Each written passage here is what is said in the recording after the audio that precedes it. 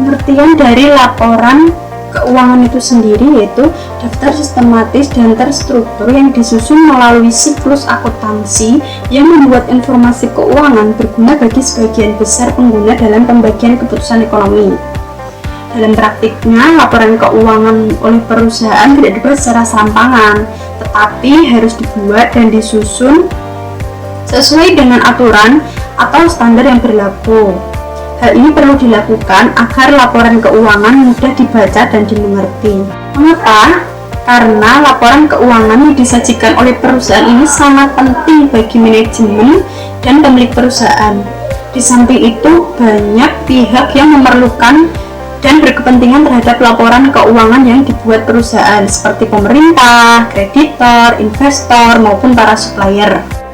Secara umum, laporan keuangan bertujuan untuk memberikan informasi keuangan suatu perusahaan baik pada saat tertentu maupun pada saat periode tertentu. Laporan keuangan juga dapat disusun secara mendadak, sesuai kebutuhan perusahaan maupun secara berkala. Jelasnya adalah laporan keuangan ini mampu memberikan informasi keuangan kepada pihak dalam dan luar perusahaan yang memiliki kepentingan terhadap perusahaan tersebut. Oke, selanjutnya tujuan lain dari laporan keuangan. Yang pertama, meningkatkan kepatuhan terhadap prinsip syariah, dan yang kedua, informasi untuk evaluasi pemenuhan tanggung jawab manajemen, dan yang ketiga, informasi kepatuhan terhadap prinsip syariah, dan yang keempat, informasi mengenai tingkat keuntungan investasi, dan yang kelima, informasi pemenuhan tanggung jawab sosial. Di sini saya akan menjelaskan tentang pengguna dan kebutuhan informasi. Yang pertama, investor, informasi risiko dan imbal hasil. Yang kedua, pemberi dana core, informasi uang dapat dikembalikan. Yang ketiga, pemilik DST, informasi imbal hasil bersaing dan aman. Yang keempat, pemilik dana titipan, informasi uang dapat ditarik setiap saat. Yang kelima, pembayar dan penerima JISWAF, informasi sumber dan penyaluran dana JISWAF. Yang keenam, pengawasan syariah, informasi kepatuhan syariah. Yang ketujuh, karyawan, informasi imbal jasa, manfaat pensiun, dan kesempatan kerja. Yang kedelapan, pemasok dan mitra lainnya, informasi pembayaran hutang. Yang kesembilan, pelanggan, informasi kelangsungan usaha. Yang ke-10, pemerintah, informasi untuk menetapkan kebijakan. Yang ke-11, masyarakat, informasi perkembangan. Selanjutnya yaitu asumsi dasar akrual atau akrual basis. Pengaruh transaksi diakui pada saat kejadian, bukan pada saat kas dan setara kas diterima dan disajikan pada LK bersangkutan.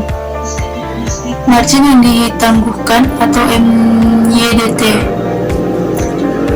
penghitungan pendapatan untuk tujuan pembagian hasil menggunakan dasar kas atau cash basis, hak pihak ketiga atas bagi hasil.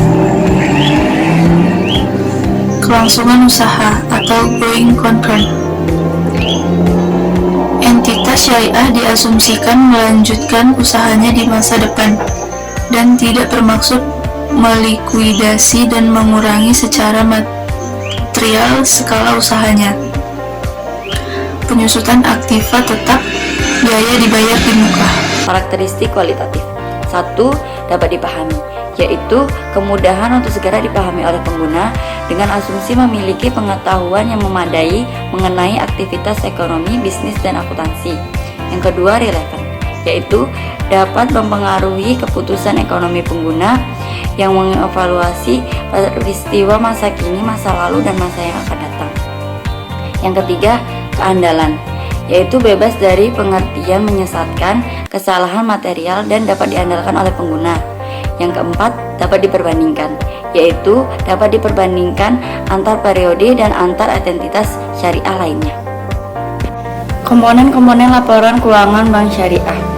Menurut PSAK nomor 59/2002, laporan keuangan bank syariah yang lengkap terdiri atas komponen-komponen sebagai berikut. 1. Komponen laporan keuangan yang mencerminkan kegiatan komersial, yaitu kegiatan bisnis untuk menghasilkan profit. Komponen ini hampir sama dengan laporan keuangan pada umumnya yang terdiri dari 1. Laporan posisi keuangan atau neraca, 2. Laporan laba rugi, 3. Laporan arus kas, 4. Laporan perubahan ekuitas. Yang kedua, komponen laporan keuangan yang mencerminkan kegiatan. Entitas syariah juga dituntut untuk menjalankan fungsi sosial berupa mengelola dan zakat, infak, sedekah, wakaf, dan dana sosial lainnya. Kegiatan ini memunculkan laporan keuangan yang terdiri dari A. Laporan sumber dana penyaluran dan zakat, B. Laporan sumber dana penggunaan dan kebijakan. Yang ketiga, komponen laporan keuangan lainnya yang mencerminkan kegiatan dan tanggung jawab khusus entitas syariah tersebut merupakan aktivitas khas pada entitas syariah yang memunculkan laporan keuangan tambahan, diantaranya A. Bank syariah, B. Asuransi. Jadi saya akan menjelaskan tentang materi terakhir, yaitu adalah laporan keuangan entitas syariah yang terdiri dari 3 macam. Yang pertama adalah laporan keuangan bank syariah. Laporan keuangan bank syariah terdiri dari laporan posisi keuangan, laporan laba rugi kompresif, lalu ada laporan arus kas, dan laporan perubahan ekuitas. Lalu ada laporan rekonsiliasi pendapatan dan bagi hasil, lalu ada laporan sumber dan penggunaan dana zakat, lalu ada laporan sumber dan penggunaan dana kebajikan, lalu catatan atas laporan keuangan. Yang kedua adalah laporan keuangan amil, yaitu terdiri dari laporan posisi keuangan, laporan perubahan dana, laporan perubahan aset kelolaan, lalu laporan arus kas, yang terakhir catatan atas laporan keuangan.